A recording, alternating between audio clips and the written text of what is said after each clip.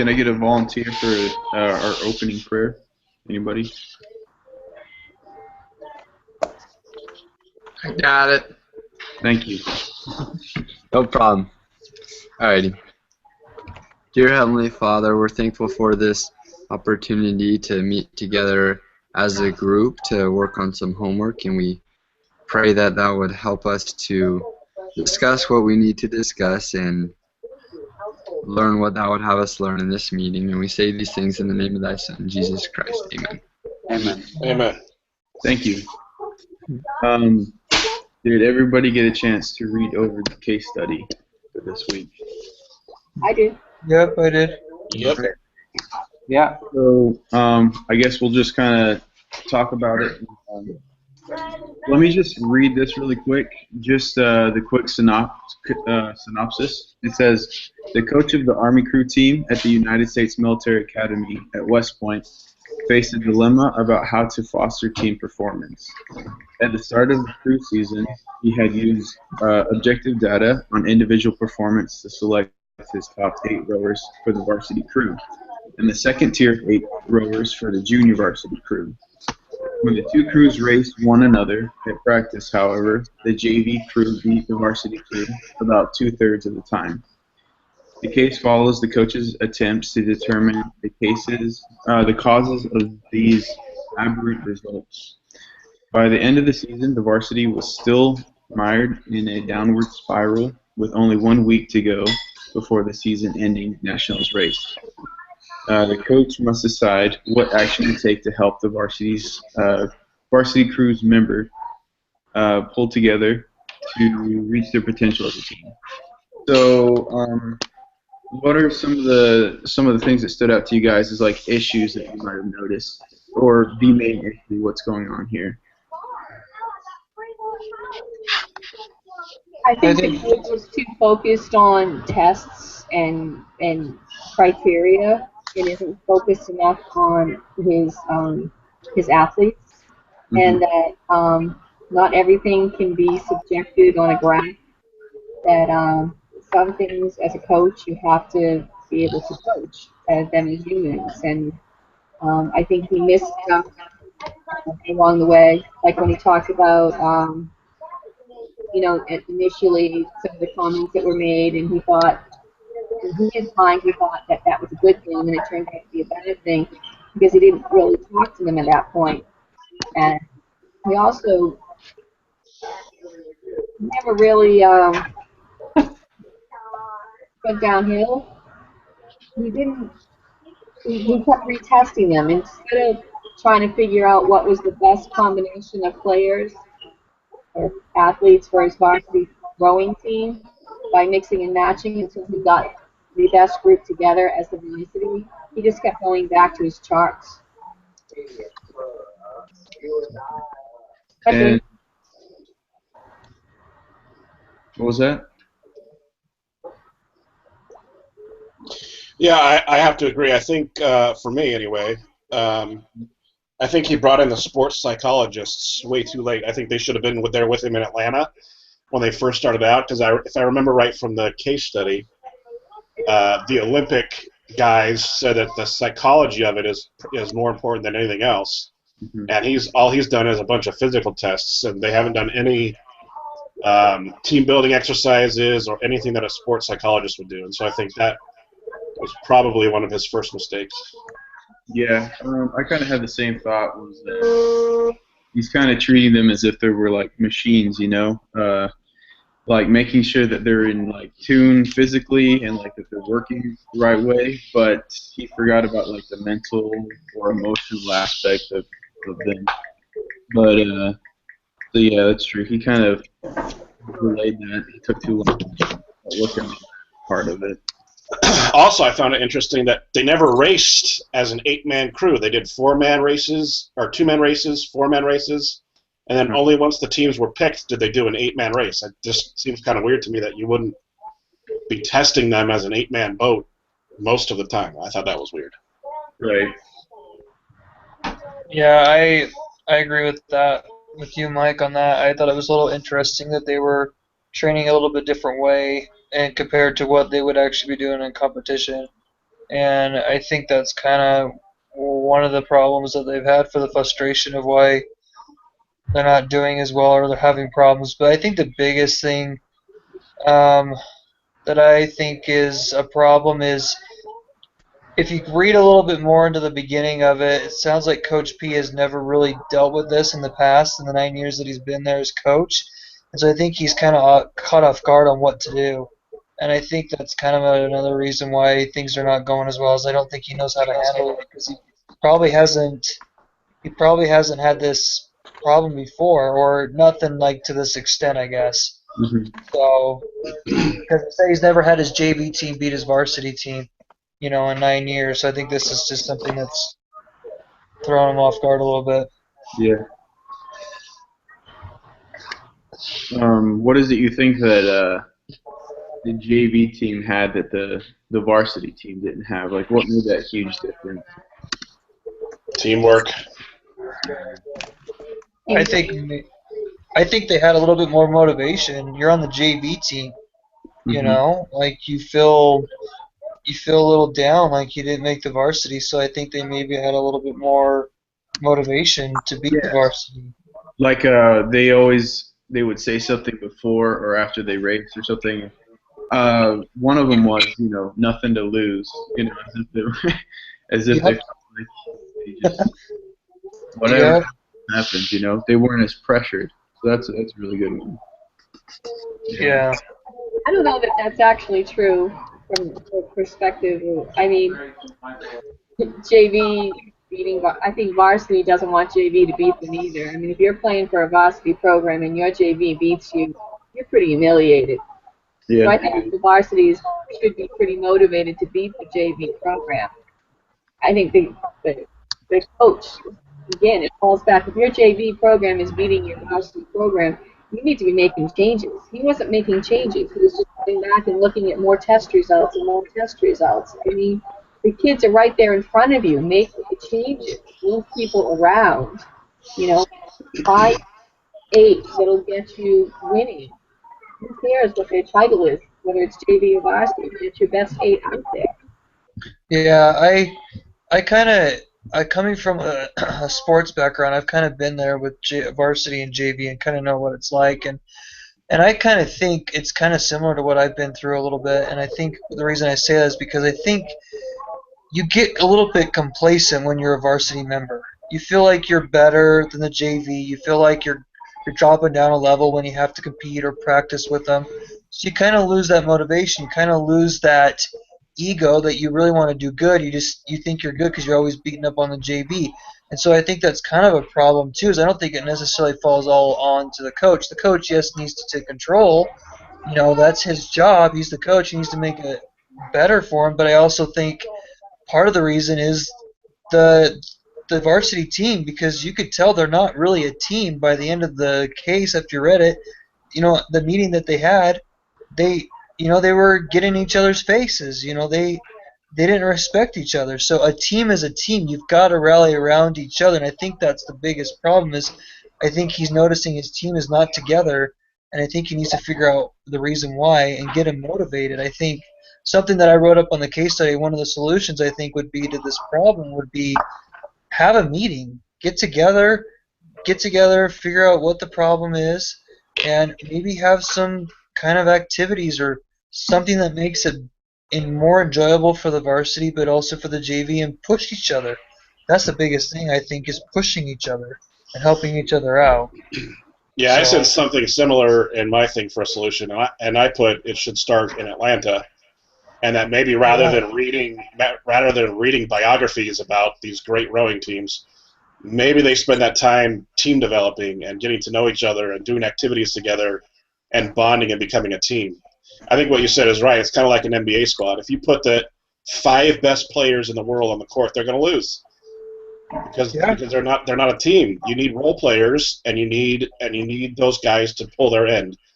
And I think that's kind of what's happening here in this thing. Is he put the 8 strongest people in the same boat, minus the 2 that had an attitude problem or whatever, and because he put 2 stronger ones down in the lower boat, those guys got in line, and now they're a team, and they're routinely kicking the butt of the other team, and it's just they have no team atmosphere. They haven't done any team building. At least the case didn't say that, and I think they should spend time, like you said, bonding as a team, getting to know one another, and finding their role in the boat. Yeah, I mean, I think that, these guys are on, stress plays a huge part in this as far as, the JV team being able to perform. As we talked about before, they're under a lot less pressure to perform because at the end of the day, if one of them messes up, they're still on the JV team. Where, at this collegiate level, where every stroke in that 2,000-meter race matters so much that it can cause the whole boat to slow down, I think that competitive edge, especially at the collegiate level, is so strong with these individuals that when they're rowing and they feel somebody make a mistake, which is going to happen no matter what level of sport you play, we're all human, we're going to have little errors. The whole boat feels that, and it's just immediately demoralizing, I think. And that level of stress that they're under is just huge. And one of the things that I said in my case study is, as far as I agree with team building exercises and getting out there doing things to get together as a team and to be unified, because these guys are at such a high level individually, but they don't know how to compete together as a team, and as a team they're at a very low level. But they also need to figure out ways to relieve some pressure, relieve some stress, because that's the key that the JV has is nothing to lose. They've got nowhere down to go from there. They're already on the team. They can't go lower than the JV squad. So if they mess up, I think the JV team members are a lot more forgiving of the other members because they know that there's no pressure, whereas the varsity members may be much too critical of each other instead of quick to forgive. I don't agree with you that there's no pressure in a JV program. I mean, you can be cut from the program. There's a ton of pressure to do better so that you can get up to be varsity. I mean, who sits in a JV program and says, "Oh, this is okay. It doesn't matter to me if I win or lose because I'm sitting on JV." You're a true athlete. You're pushing your butt off to get up to varsity. I just think the stress level in comparison between JV and varsity is just so vast that in comparison it just seems low. We're talking about the collegiate level, so we know that these guys compete and they obviously are under some stress doing that, but I think just in comparison the stress is totally different for the varsity team than the JV team. If you're on JV, you're worried about being cut. You're worried about not being able to team next year. You might be worried about if you're a scholarship program. There's a ton of pressure on JV to make the grade. There's a ton. The varsity players, and not that the varsity players don't have pressure on them too. They have the same kind of pressure to stay in varsity, to make the program. I think the varsity players are actually pretty spoiled and coddled. I mean, I've coached for 30 years. There is no way that I would allow my varsity players to talk the way those guys talk. I wouldn't allow my varsity players to come and complain and moan and groan and say all kinds of stuff about their other teammates. I tell them if they don't like it, take a hike. Because this is a team and you have to play as a team. So you up the other guy. Yeah, I kind of feel like in a way it is kind of true that the JV team doesn't have as much pressure because, I mean, if they lose to the varsity team, it's almost expected. But if the varsity loses to the JV, that looks bad, and they know that. But one thing that I'm worried about, or that I noticed, is that the coach took so long to figure it out, or to start looking at other data besides like your physical performance. So I don't know, Sarah. You said you coached before. Coached college, and I've coached high school, and I've run a athletic club program. I coached college men's volleyball. I coached high school girls softball. I coached high school girls volleyball. I'm hired for 20 years. Did it take you a long time to figure out when your teammate or when your team wasn't working as a team? Not so much that it takes a long time to figure out if your team is working as a team, teammates, as much as you need to know what each individual's qualities are, like what they're most capable of doing. and place them in the position they're going to be the most successful at. Mhm. You know, that's like the first thing you do. I mean, you can't just, you know, I'll take baseball, for instance, because I have a lot of background in it. Just because somebody can play shortstop does not mean they can play second base. You know, because it's a entirely different turn for a double play. You know, and maybe you go better to your left or somebody else goes better to their right. And those are subtle things. Right field. Just because somebody's an outstanding outfielder, it takes a special skill to play right field because of the way it comes off the bat. So from that perspective, you have to really know your players. I'm not sure if he knows his players. He knows statistics. Mhm. Doesn't. I mean, I never hear him actually talk about them as individuals and what their strengths are as people. But Cheryl, I don't know if how important is for a team in your experience, if they don't have a captain. I don't know if you think that the team is really impact because nobody is leading or because nobody is in front of them. I don't know if maybe this is one of the problems with it because we know that the rest of the team members of the varsity team all were some disruptive and there were not any with leadership skills. So I don't know if you can tell us something about if they choose a captain. Do you think they could improve? I think there is a captain of the team, but we don't really hear much about him. Okay. I'm pretty sure it says someplace in here that there's a captain, but I don't really see where he's doing anything. You know what I mean? Like, it doesn't sound like he's working with the coach or trying to solve problems with his teammates. Yeah, it doesn't sound like a very good captain. Mhm. The other person you don't hear a lot about, giving an opinion on anything is, and I probably mispronouncing this word, guys, is the coxswain. Am I saying that right? The person that's in the back of the boat that's calling the rhythm and stuff. I think that's right. Okay. Boxwayne or something. Yeah, I don't. Yeah. Coxswain steers the boat, motivates the team, and sets the racing strategy. So isn't he the one that's in the back of the boat? I don't remember the term for it, but yeah. I'm reading the last page of the thing, page 11. Yeah. So, I mean, I don't see where anyone's talking to him either. You know, he's the guy that can see everybody in front of him, so can really see what's happening and where things are going on. They don't actually see where anyone is asking him any questions about it. You know, if he's setting the pace, if he's steering this boat, he should be able to see what's happening with the 8 guys in front of him that are rowing.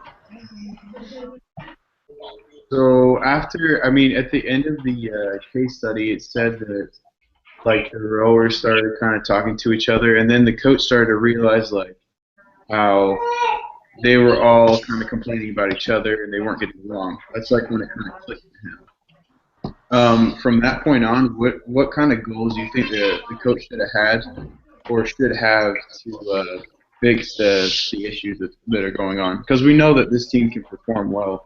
They just aren't working together well. So what can he do to fix that? I don't know if he has enough time to fix it. At this point, he needs to put the team with the most likely chance of winning in this championship.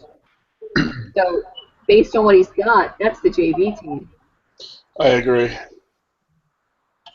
Yeah, I think with only a week left, it's hard to choose anything else. I mean, there's lots of things he could have done leading up to this. There's tons of time to make some changes, but with only a week left, it's going to be hard to build some real chemistry. Right. I think that they should switch teams, make the JV team turn it into the varsity team, and maybe add a member from the varsity team because they were saying that when they have one member or 2 members, they still work as a team, but they get the added like technique and strength from the varsity team members. The best chance is that JV team. I mean, if you give that JV team a chance to compete, I think they're going to rise up to it because they have been successful so far all year. And like that type of motivation, it's the wholes are more than the parts. That's who I've been putting out there. I think I kind of think one of the things that might be beneficial for both the coach and the whole team is just kind of have a just kind of get a brainstorm meeting going on and just kind of get an idea of what will help the team come together as a team and work together better and make things better and get along with each other. Because I think if you just have a Q&A with everybody, that might just be the difference and be able to kind of maybe even help figure out a way that might help them train better too at the same time. Um, but I just kind of think that they just need to have a lot of respect for each other. One, if the team is the team, and you're gonna have people that may not get along with each other, but if you can respect each other and respect everybody's talents and look at the big picture of winning the finals or competing well as a team, I think that will outweigh the problems that they're having and the dislikes that they may have with each other. So I think just a Q&A would be really good and beneficial to have with his team to kind of get an idea where his team is at and what he may be able to do to help them be more motivated and be together as a team. That might be helpful for next year, but it's not going to work for this year. Yeah. I think Right. Yeah, I think just it one still week. will work. I think it still will work this year. There's nothing wrong with it. And you can still change the outcome. You can always change the outcome. You got 1 week, okay? And if you're going to take your JV team and turn them into the varsity, you need to be focusing all your energy and preparing them for that championship. You can't all of a sudden be coddling these guys and having more Q&A and more talks and, oh, what's the matter, honey? While when you need to be preparing for the championship with the other team. Right. You know? Well, I'm not saying. You I'm can not call saying. them afterwards because in reality, some of those 8 guys are not coming back next year. They're not coming back because you're not going to take them back. The ones that were the most disruptive, the ones that you felt really didn't, you're not going to bring them back. Yeah, Right. they were stronger. Well, I don't think you have to have a Q&A every single day for like 3 or 4 hours. I'm just saying have a brief 10, 15-minute quick Q&A and call it good and then go from there. I'm not saying it has to be this long thing for a whole week. No, you just see what you can do to help them. That's all. That's all I'm saying. It doesn't have to be that long. Yeah, you can help them become a better athlete. Good, but I just don't know if it's gonna he's got to decide in 14 days. I still think JV should just be the ones to go, and I don't know if they've got enough time to build a whole team morale in that short of time. You have to think about it from the collegiate perspective that they need to put together winning programs to bring more people in. It's a business. I mean, they're investing in this. Money comes in from people watching these programs. Donations from alumni. There's a lot tied up in college sports, and you can't be. Unfortunately, you can't be saying, well, let's give these guys another chance. You've got to be thinking about what can I put out there that's going to get my college recognized, that's going to get my program recognized, so that we can continue to build and grow. And you're not going to do that with this varsity team right now.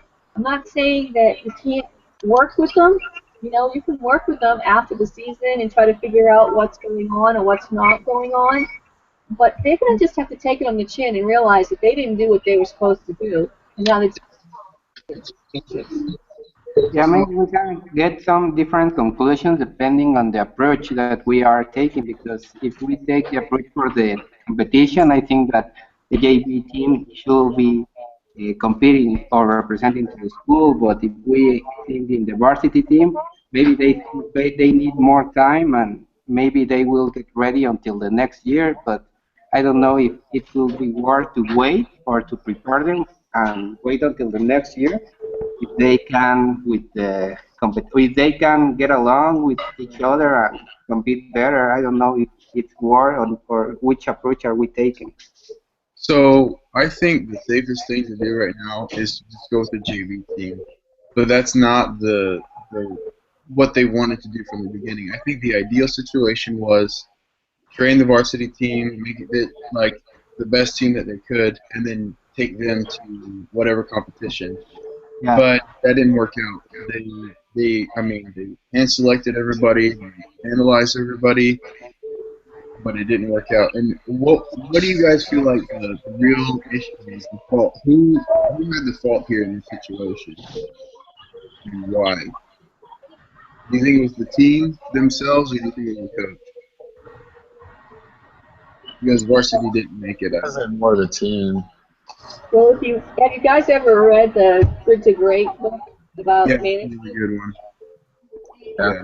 If you've read the Good to Great book, the answer has to be that it's the manager, which would be the coach. I think it's got to be both. I don't know. Like, and I guess the coach can do what he can to lead them and build team morale and whatnot, but sometimes there's just kids that are harder to deal with. Yeah, but in the end, I mean, if you're a manager in a business in a company, you know, someone's not going to look at you and say, "Oh, well, you know, your team was a little difficult for you to handle, and yeah, you had some problem children." They're going to say, "Why didn't you produce?" Yeah. Yeah, I agree with what you're saying, Cheryl. You know, I think at the end of the day, people are gonna, you know, for better or for worse, as much as that leader, that manager isn't in the boat, you know, he can't control the outcome of the rowers, and so that responsibility falls on them. But no one's gonna see that. No one's gonna blame the team. Everyone's gonna look to the manager and say, "What action did you take to prevent this?" And he really doesn't have a good defense to say, you know, what he's done, what action he's taken to try and correct this problem. So at the end of the day, as much as you can't lead a horse to drink water, the blame's going to fall on him anyway. Well, think about it. He was coach for what, 9 years? This is like his 9th year, right? Well, if you look at the history of sports and coaches and things like that, when a coach stays longer, most time people are pretty consistent, but you're also going to have times where you're not going to do so well. And unfortunately, the coach is actually the one that ends up getting he's the one that actually ends up getting the boot if it ends up coming to that. He's the one that is on the wrong end of things is because he didn't produce. And I have to agree with Cheryl on that because realistically, he's the guy. He's the one that's in charge. He's the one that needs to provide the team and make sure that they perform to a high level. And if he's not, obviously there's something wrong with the coach. The coach is not doing what he's supposed to be doing. So Did I read? I can't remember if I read correctly that he was like afraid to take varsity team members and put them on JV. Is that right? Did he say that? Like he felt bad, or like he was afraid to put them through that? I don't remember that because there was a point where he was switching them out towards the end. Okay. But I'm not sure if he was afraid to, you know. I don't remember, to be honest. No, but I was actually thinking about that Good to Great book a lot as I was reading this about the bus analogy. You got to get the right people on the bus so that they're focused on going in the right direction. I love that one. A team effort, and I feel like that's really where they failed. And you can totally apply this to any type of business, manager position, or anything like that. Does anybody have some type of personal experience where they've seen this happen in a business setting?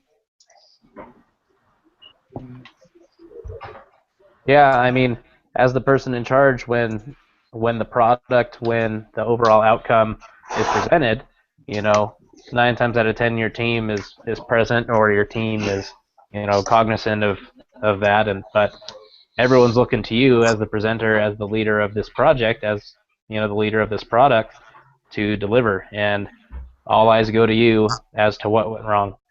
That's 100% true. It's not going to ever change. No, and if you're the leader and your team is bad, that's still your fault. Yep, because, you know, why didn't you change out your team? Why didn't you inspire your exactly? Yep. You know, what did you do or not do to get this outcome? And obviously, if the outcome is bad, you either did something directly, or, you know, your sin was of omission. You didn't do anything. Yeah, I agree with that. yeah. My husband and I used to have Halloween stores for many years, and it's like fishing time together because you're only open for like 6 weeks. And so you have to hire and fire really quickly because you have to make sure that by the time you get to those last 2 weeks in October, you actually have a staff that can handle the level of volume you're doing. And so you have to make really quick decisions. It's real fast. It's like somebody comes in, they're there for a day or two. If they're not following the rules, if they're not motivated, if they're not picking up on stuff and things like that, they have to go. Because you need to be able to hire another person quickly enough to be able to get that staff of 20 or 25 you need for each store. And when you're doing 7 stores, you have to make decisions. And for me, this coach just decisions, he just kept going back to this information over and over again and wasn't looking at what was in front of his face as in it wasn't working. Make a change. Stop analyzing to death and make a change. And in sports, athletics is a lot like that. For sure, you don't have a year to do something or something. You have a very 3-month period maybe. And so you've got to act fast. And if something doesn't work, you got to change it up quick and try something else. I just don't see him doing that. From my perspective, he doesn't see a 9-year veteran in coaching because he's not aggressive enough in his decision making.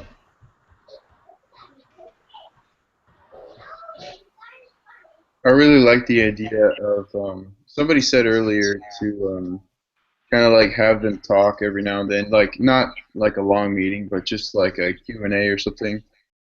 I would even say like just to have them do something besides rowing and stuff, like throw them out to, I don't know, some activity, just where they spend time together and actually build up some more, I don't know, team working values, like I don't know, on a camping trip, like what we talked about last week, kind of, or kayak trip or whatever that was. I don't know. I feel like that would really help build up some valuable skills for them. For some reason, I got the impression that the JV team like hung out like, after practice and stuff. That sort of camaraderie has to come from within the team, usually. How can we, like as leaders, promote that within teams that we might be working in?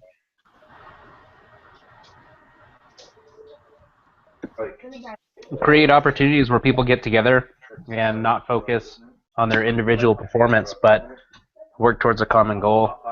With rowing, obviously, it's pretty straightforward where everyone has to work together. But in the business world, sometimes you have your specific project, your specific duties, and it can be difficult to really. I mean, people say they get the big picture, but to really see the big picture is a totally different story. So to get people out of their tunnel vision and to really work on something together. So I always found a good way that we used to do with our salespeople in the auto business, auto finance business. We were on the banking side, and so we would have teams of 2 buying contracts, and we would tie so they made bonuses. So we decided to do an individual team bonus, and then a department bonus. And so the guys that are really go-getters are going to help the guys that are struggling a little bit because they want to hit that team bonus. So I think if you motivate them both ways, I think that also helps. For the guys who are individual achievers, they hit it, and then they also help others, and so it builds a team because they have to interact, and they're tied to each other. I agree. For this team, winning is their goal. If you're not motivating to win. No, this varsity team, they're done. They have no shot this year, in my opinion. Yeah, for this year, I think that they are. Yeah, it's me like when you talked about like helping each other. I think about like outfielder. Maybe your center fielder has fantastic range, so how he makes his team better is he says, I can cover all this ground. Left field and right field be a little bit more towards the lines, which means that the outfield becomes a stronger team. That part of the team becomes much stronger. I never saw with any of these guys they always wanted to criticize somebody. They didn't want to help them. She said Bob, and I was looking for Bob. They couldn't see that in order to be successful, other instead of being, it's not my fault. Yeah, no one's willing to take responsibility for their own actions. They're just too quick to point to everybody else's faults. And also not willing to help.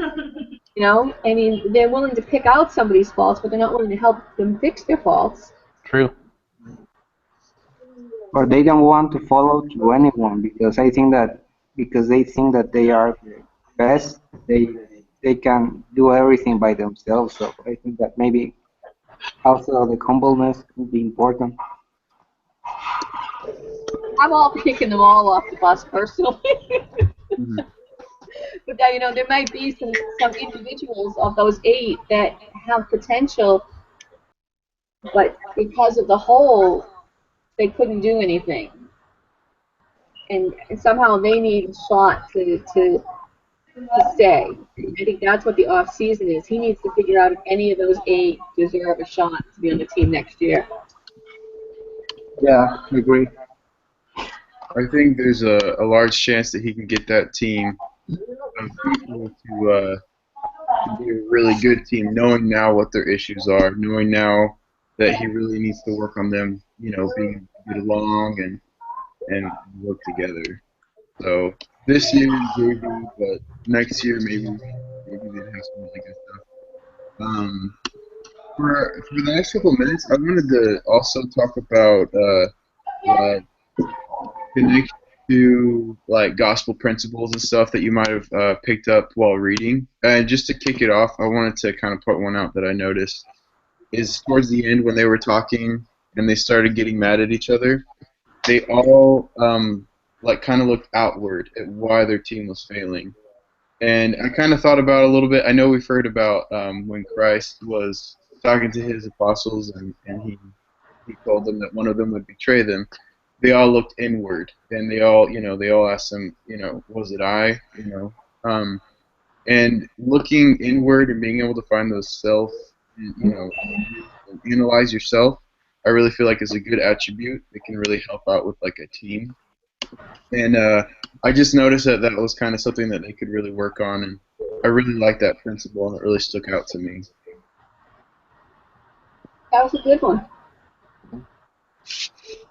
Did you guys have any things that stuck out to you?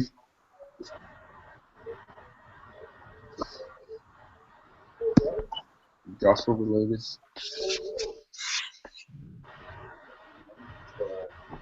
The thought that comes to mind for me is, the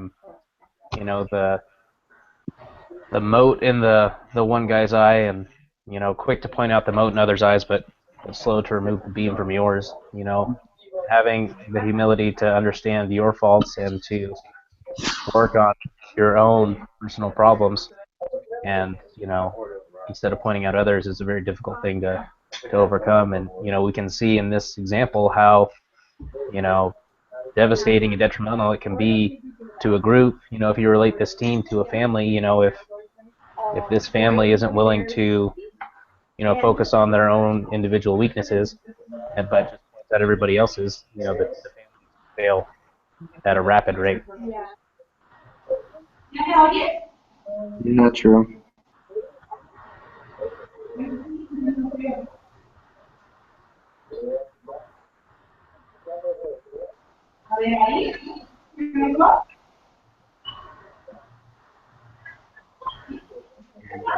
I kind of think that the whole situation with the team, you can kind of relate to your own life in a way if you think about it, because you're going to have times where things are going to be hard, where you're not going to get along with people. It could be coworkers, it could be family members, it could be ward members, it could be really whatever. But it's a good time to kind of look at and kind of see how you would handle the situation. And when I was reading through it, I kind of thought about, how would I handle this situation if this came up in my life? What would I do? How would I handle it? And I think I think you can relate really any situation really to the gospel. It's pretty easy to do that. But the thing that really stands out to me is just to not miss. Everybody's gonna have a weakness. You know, everybody has weaknesses. Everybody has faults. You know, and that's the same thing in a team. You know, everybody's gonna have some. You know, not everybody's the same person.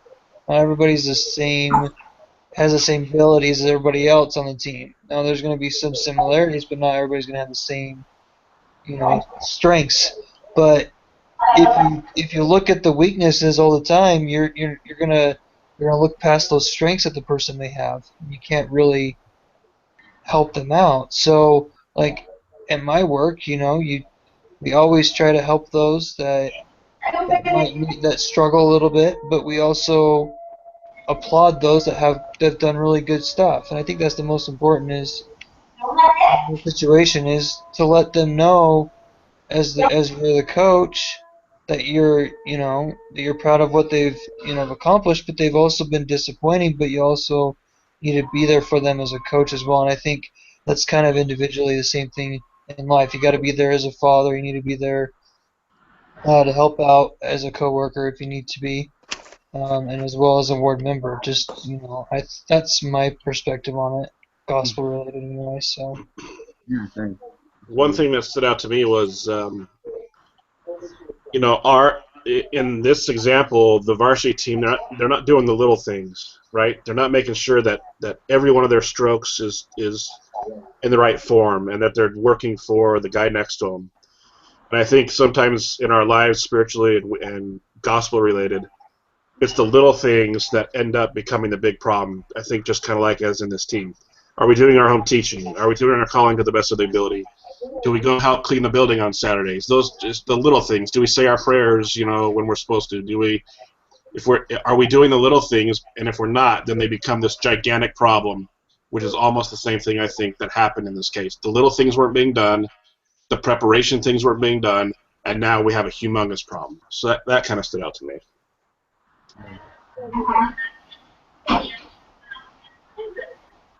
I think, I mean, the Book of Mormon talks a lot about murmuring, how destructive it can be, and I think that was like the first key. I mean, almost right instantly. That first time that they lost or whatever, or didn't come close or something like that, walking away, they were all murmuring, and if the coach at first thought that this was a good thing, and it would be an incentive for them to play harder or grow harder. But murmuring's never a good thing. And all it did was increase with them. And if somebody at that point had stepped up and said something positive maybe, or somehow changed the tone, what a difference that might have made in the team.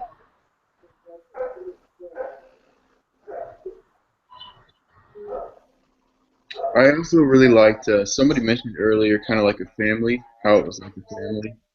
And I kind of thought about like the importance of communication within a family, and how valuable that can be in any type of team aspect, or anywhere where you want to get along with a group of people to progress.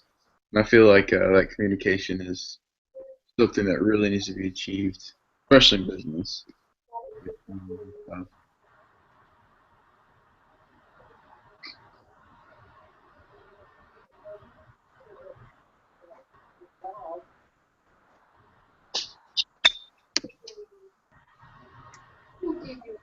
Cool.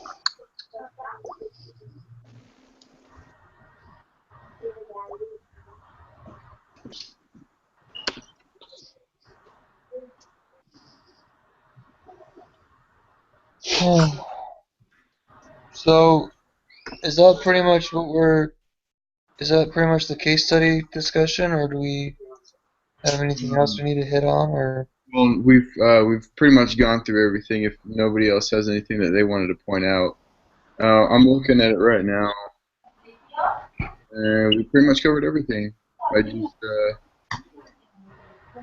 We don't have to turn anything besides just the link to the discussion, right? Yeah, that's right. Okay. Do all of us need to turn that in, or just the leader?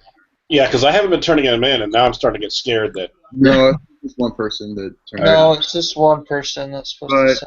it says Okay. everybody should have a recording, or access to recordings and stuff. Yeah. As long as one person. Mm-hmm. We've been getting the links every time. Yeah, cool. Yeah. Alrighty. Okay. Well, do we know who's up next week? I think it's me. It's you, Miguel. Okay. Maybe if you can help me just to start the broadcast. Oh, what could? Yeah. What I could do next? I think what we'll do every week. I think it's just kind of. It's been easier to do it this way. I'll send a link to everybody about 5 minutes to 8, so that everybody can Yeah. get on, and then we could just start the broadcast, and then I could just send the leader the link so he can upload it to the instructor. Oh yeah, that Does could be that really work? You want to go ahead and send me the link to this? Yeah. Yeah, I'll send it to you, Victor. I'll send Okay. you the link. Yeah, thanks so much. Cool. Yeah, no problem. Okay. All Well, right, thanks, guys. next week 8, right? All right. Yeah. Okay. Thanks. Good night, everybody. Good Good night. night. Thanks, everyone. Yeah. All right, bye. Bye.